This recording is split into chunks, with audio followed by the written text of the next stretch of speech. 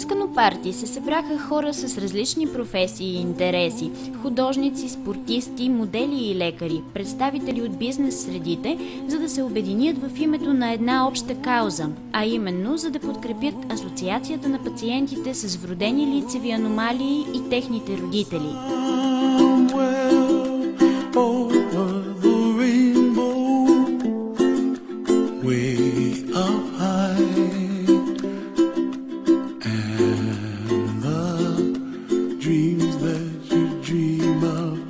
Доктор Юрий Анастасов, добър вечер. Най-напред искам да ви попитам защо сме се събрали тази вечер на това събитие и каква е инициативата, която подкрепяме? Аз съм лекар, който лекува деца с лицеви аномалии и също съм член на една асоциация на родители, тъй като в България е необходимо да има обединение между родители и специалисти, за да може да има по-добро лечение при деца, които страдат от този проблем. И лечението не е само хирургично, то е и ортодонско, и логопедично, и ушно с гърло. Така че много специалисти се налага да бъдат включени в това лечение.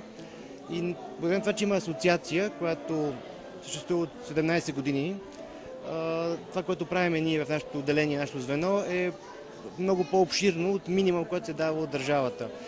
И тъй като получаваме от няколко години подкрепа от много външни приятели, спонсори или проекти, сега за първи път успяваме чрез приятели пак да се създаде една инициатива с цел събиране на средства, за да подпомогнем нашите проекти, които са свързани с допълнително финансово подпомагане на семейства с ортодонско лечение, логопедично лечение. Правим регистър в България, което е нещо ново също. Искаме да имаме възможност този регистър да бъде за самите пациенти, а не на болницата. Така че има много теми, те са в нашата брошура. И аз съм лекар и оперирам безплатно, защото това е една от каузите. Разбира се, имам и други дейности, с които мога да живея, но тая кауза е нещо, което смятам, че ще мога да направя и съм длъжен да помогна. Така че всички, които сте тук, вие пак помагате по някакъв начин. В случая се надяваме да е алтруистичен пример. Всъщност лечението на тези пациенти започва от раждането горе-долу, но то продължава като контрол и като евентуални други интервенции до края на растежа. Някакъв пъти дори при възрастни хора, които имат някакъв проблем, който се е появил или който не се е напълно оправил. И затова е нещо, което човек много лесно се запалва и аз имах късмет да попадна на много хубави места за обучение. Какъв процент деца страдат от този проблем? Честотата, която съществува в света е различна, но в Европа е 1 на 700 раждания. Значи в България би следвало да има около 120 до 150 нови случаи всяка година. Вие на колко деца успявате да помогнете? В нашото звено се лекуват общо взето в последните години между 60 и 75 нови случая от общия брой, който предполагаме, че е около 120. А как хората могат да се свържат с вас? Може би в момента ни гледат родители на такива деца, които биха искали да им помогнат. Какво бихте им казали? Имаме от дълги години брошури, има сайт на асоциацията. По принцип, аз смятам, че поначало в медиите не трябва да има реклама, трябва да има информация. А така информация вече в днешно време имаме в родими домове, има доста брошури, има и постери. Смятам, че повечето хора, които не живеят в много далечено място, получават тази информация доста лесно. Но това ще е част от нашата идея на асоциацията, да може тя да разпространява тази информация, хората да бъдат подпомогнати, за да може да няма деца изоставени в домовете, като голям процент от нашите родители с такива аномалии са съветвани неправилно да се оставят ето в дом.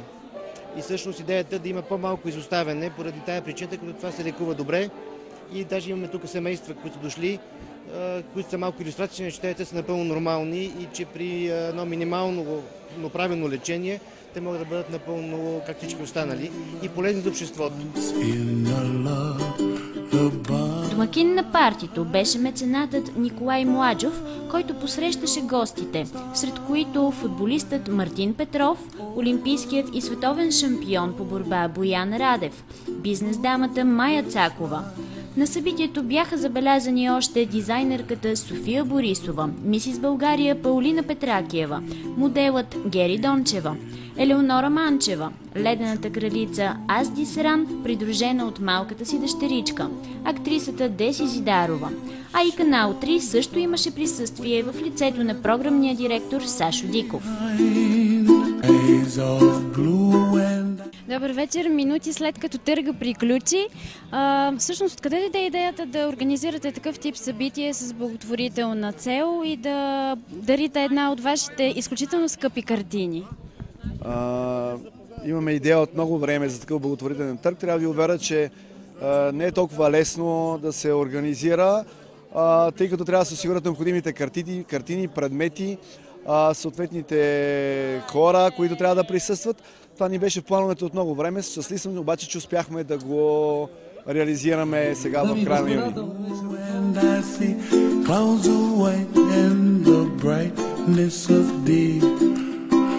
I like the dark and I think to myself, what a wonderful world. Водещ на благотворителния търг беше Иван Динев Устата. Сред предметите, предоставени за събитието, бяха картини на именитите художници Светлин Русев, Кирил Попов, Ралица Стоицева, Георги Кирков, Искра Георгиева, Йордан Кацамунски и Георги Маринов.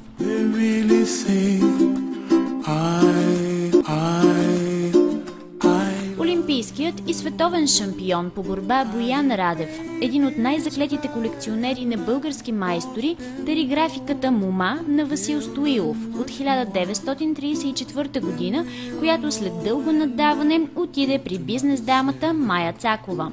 What a wonderful А картината на Светлин Русев «Старите къщи» стана притежание на семейството на дизайнерката София Борисова. Домакинът Николай Младжов дари картината «Прегръдка» на Георги Кирков от 1990 година, която бе закупена от бизнес дамата Гергана Ташкова. Носителките на титлата «Мисис България» предоставиха красива корона, която отиде в ръцете на Гери Дончева.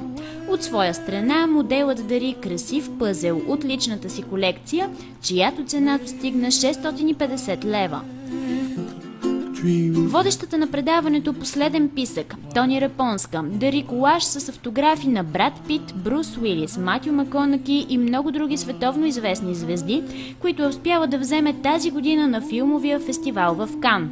Той бе закупен за сумата от 500 лева от Мис България 1999 година Елена Ангелова.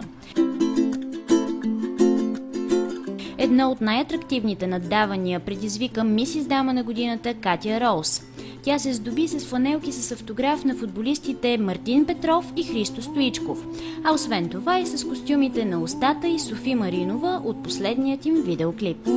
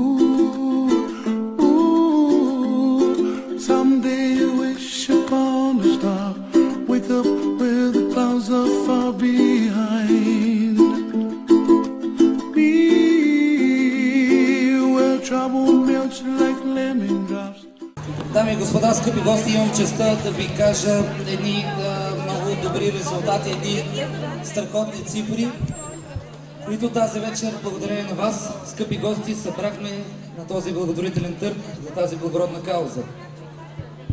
705 лева имаме събрани от High Life. Браво за High Life! Рене Кетеринг